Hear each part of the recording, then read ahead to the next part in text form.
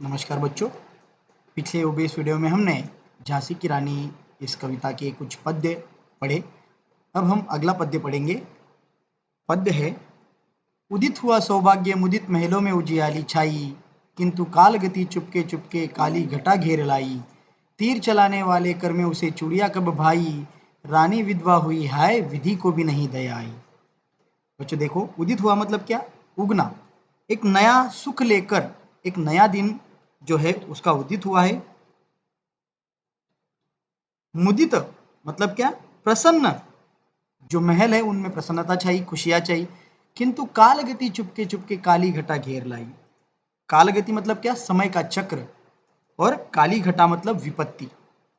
रानी छोटे से बड़ी हुई और बड़ी होने के बाद जब उसका ब्याह कर दिया गया, तब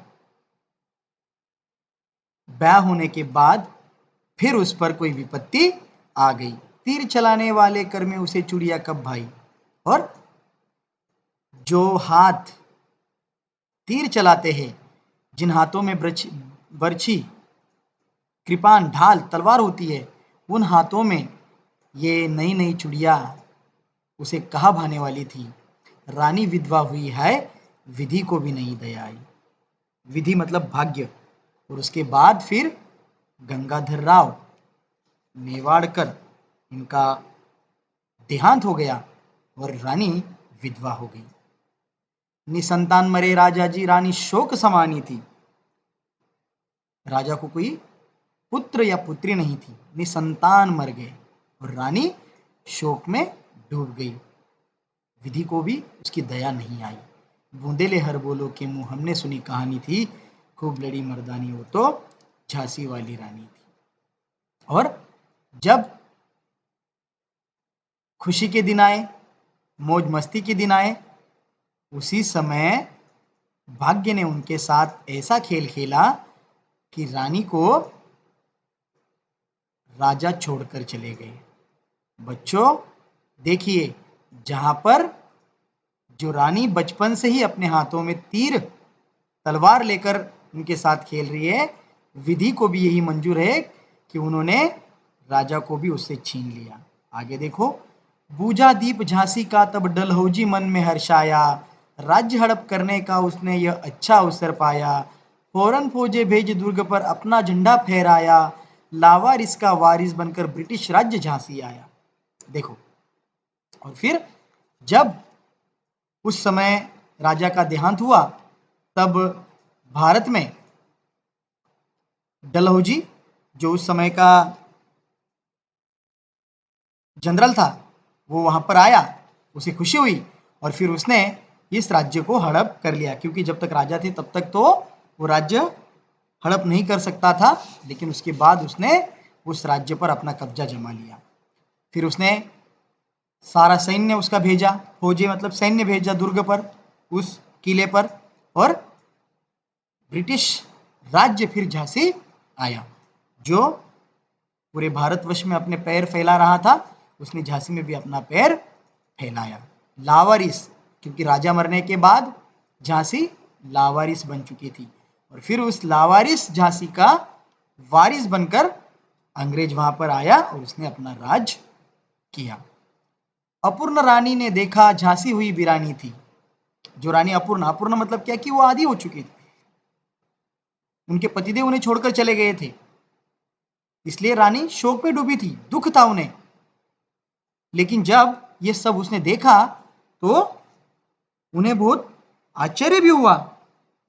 और झांसी हुई वीरानी थी, जब सुनसान झांसी में सारा हो रहा था, तब रानी सिर्फ अपनी गीली आंखों से देख रही थी।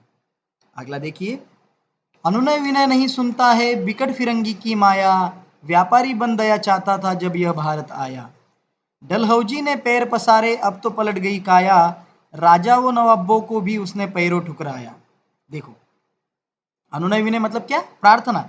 बहुत सारे लोग जो है उनके गुलाम बन चुके हैं, प्रार्थना करते हैं कि ठीक है ऐसा करना गलत है, ये आप अन्याय मत कीजिए, लेकिन वो नहीं सुनता।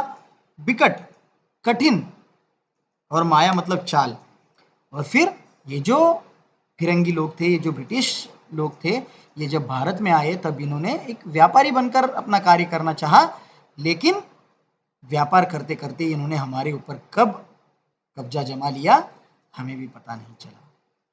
तब डलहौजी जो था वो डलहौजी हर तरफ हर राजाओं को मारता गया, हर राजाओं से राज्य छीनता गया और हर एक को लालच दिखाकर, अपने ही राजाओं के प्रति लालच दिखाकर उनके सामने खड़ा किया, उनसे युद्ध करवाया और फिर उसे भी उन्होंने मार गिराया और ऐसे उन्होंने हमारे भारत पर धीरे धीरे धीरे धीरे कब्जा जमाया। रानी दासी बनी बनी यह दासी अब महारानी थी।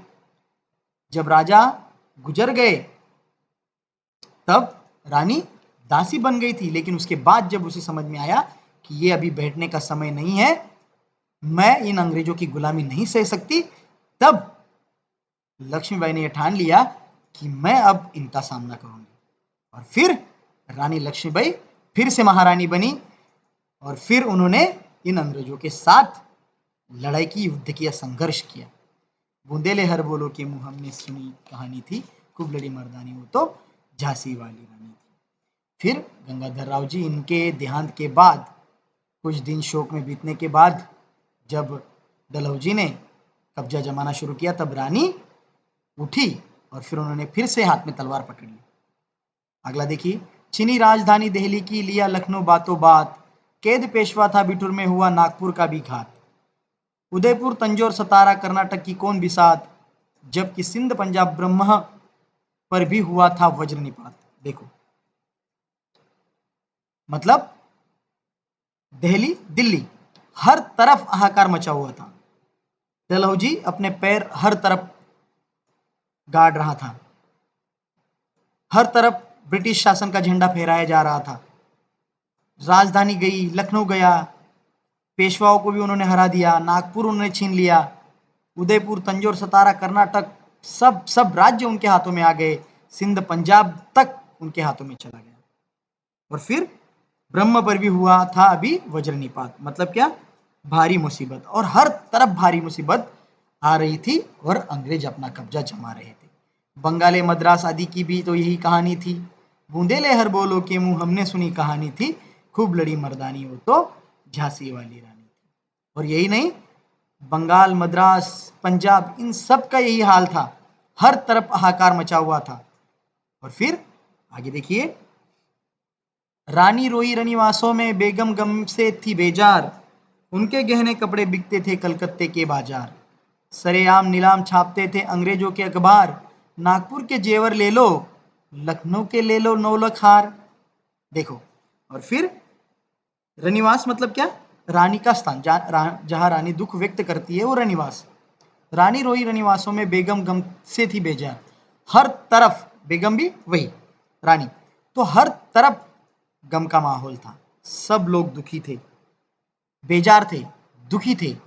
उनके कपड़े जो अंग्रेजों ने छीन लिए थे, वो कपड़े भी वो हर एक बाजार में बेच रहे थे, उनकी नीलामी हो रही थी, सारे आप नीलाम छप रहे थे।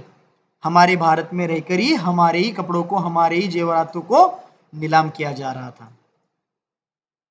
बच्चों, नागपुर के जेवर, लखनऊ के नौलख हार, ये सब अखबारों में छापकर उनका नीलाम किया जा रहा था, उनकी नीलामी की जा रही थी।